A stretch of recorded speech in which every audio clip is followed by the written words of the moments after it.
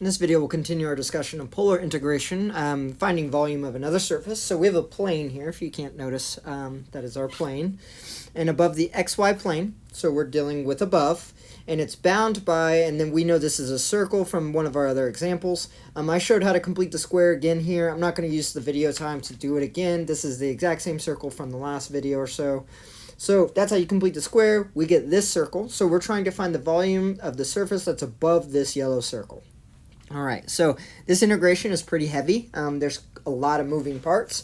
First thing we need to do is set this equal to z. So I would take, I'm going to write this down and maybe it'll make more sense to you after I write it all down. I would minus 2x minus 5y and then divide by 3. So I get a third. All right, so our volume here is going to be a third. Let's go ahead and start writing out our integral.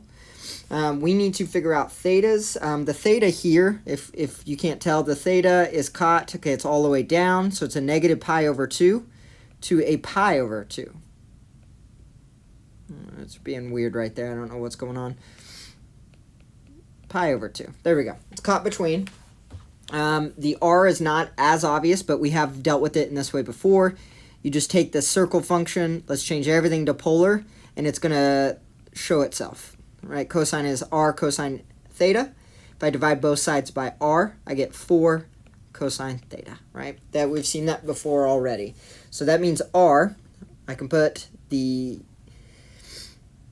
r there in the center, in the circle, so it goes from 0, because it's inside of it, all the way up to 4 cosine theta. You can see that the r changes just by the two arrows that I drew.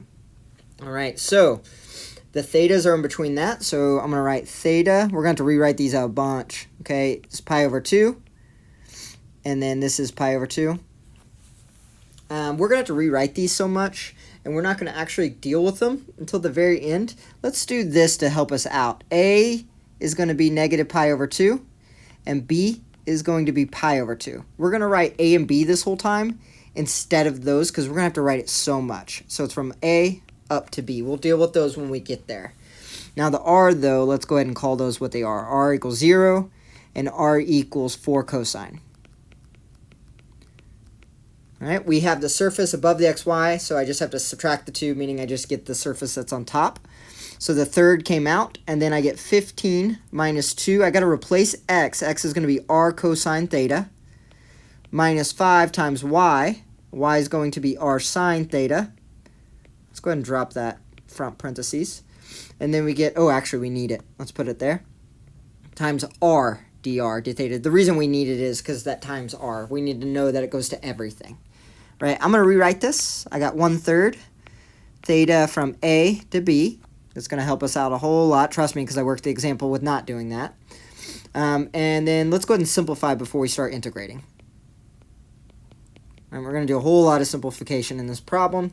I'm going to have 15r minus 2r squared cosine theta. That's distributing my r. Minus 5r squared sine theta.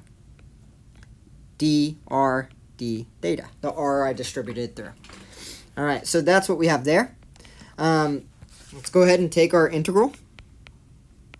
So we got theta from A to B. Keep writing an A there. To B. And we can go ahead and integrate now. Okay, 15r is going to be 15 over 2 r squared. Minus, I go up by 1, 2/3 r cubed cosine theta. It's theta, and we're doing r, so we don't have to worry about it. And then the last one's going to be 5 over 3 r cubed sine theta. Put a bracket. We're going to run this from r equals 0. Now, the good thing is all the zeros will just make it go away. The 4 cosine theta is going to be a little more complicated than we want. But that's okay. We can do it. I got a third theta from A to B. And then we got to plug these things in. Okay, I'm going to write out each part here. Okay, I got 15 over 2 times, okay, I got an r squared, so I'm going to have 4 squared cosine squared. Minus 2/3. And then it's going to be 4 cubed cosine cubed times a cosine. Minus, our last one is going to be 5/3. And then it's going to be 4 to the third cosine to the third theta sine theta d theta. There we go. All right, let's simplify this part. I got 1/3. I still have all my bounds, a to b, right? And then we're going to go, we're going to multiply this out. That's a 4 squared is 16, divided by 2 is 8. 8 times 15, let me just grab the number here. I have 120. So you can check that. So I got 120 cosine squared theta minus, right, 2/3 times 4 to the third is going to be 128 over 3. And we're going to have cosine to the fourth here. Minus 5/3 times 4 to the third. Let me grab that from my notes. 320 over 3. And we got cosine cubed theta, sine theta. And all that is d theta. We didn't do any calculus or anything. We just plugged things in. All right. I see everything's in terms of cosine. I know that I can use the reduction formula if I can get things to terms of sine. So I'm going to break all this up. I'm going to throw the third in with each one of those and then just do I'll show you what I mean. The 120 divided by 3 is a 40. And then I'm going to do theta from A to B. And then I'm going to go ahead and change this to 1. Cosine squared. If I change it, it's 1 minus sine squared theta. Okay, d theta. Then I'm going to go ahead and do that. That's one of them. And then the third goes to the next thing. So that's going to be minus. And then we can go ahead and put this out as well. Okay, it's going to be 128 over 9. And then we can change cosine to, let's go off to the side and do this real quick. Cosine to the fourth theta is the same thing as 1. Let's write it. Let me write out each step. Cosine squared theta squared. I can replace that with 1 minus sine squared theta over 2. If I FOIL that out, I get 1 minus 2 sine squared thetas plus sine to the fourth. That's what I'm going to put there. So I got 1 minus 2 sine squared theta plus sine to the fourth theta. Oh, I never put my integral in there. Okay, so we need to put the integral in there. Let me move this stuff over.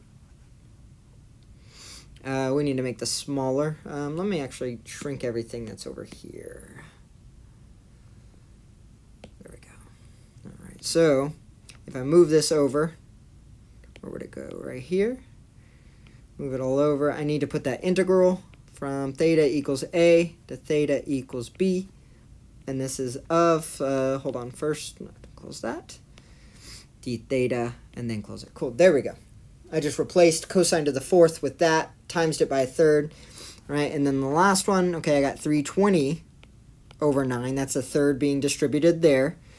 And then this one, I'm just going to leave alone. This is just a u sub from A to B. And it's cosine cubed theta sine theta d theta. All right, so we have 3 parts there that we got to work out. The first part, okay, I got 40 times, okay, I'm going to have a theta, and then I'm going to use the reduction formula here. The minus is going to make a plus, minus sign, and then remember, it's negative. Did I write this at the top? No, let me write it for you. So reduction, I don't even need to write that. We'll do integral of sine m to the x is equal to negative cosine x sine of m minus 1 x all over m. Okay, so there's our formula. That's why the minus in this one I just did goes away. So the minus for that sign goes away. I'm going to get cosine of theta, and then sine m minus 1, that's just 1 theta all over 2. And this is theta from A to B. That's the first part. Okay, the next part I'm going to have 128 over 9. Right, and then these are just going to be reduction formulas as well, except for the 1. I got a theta. Then I'm going to minus 2 negative cosine theta. What are we doing right now? I think we're doing this one, yeah. Cosine sine theta all over 2. All right. I don't think we need this anymore, so I'm just going to erase it.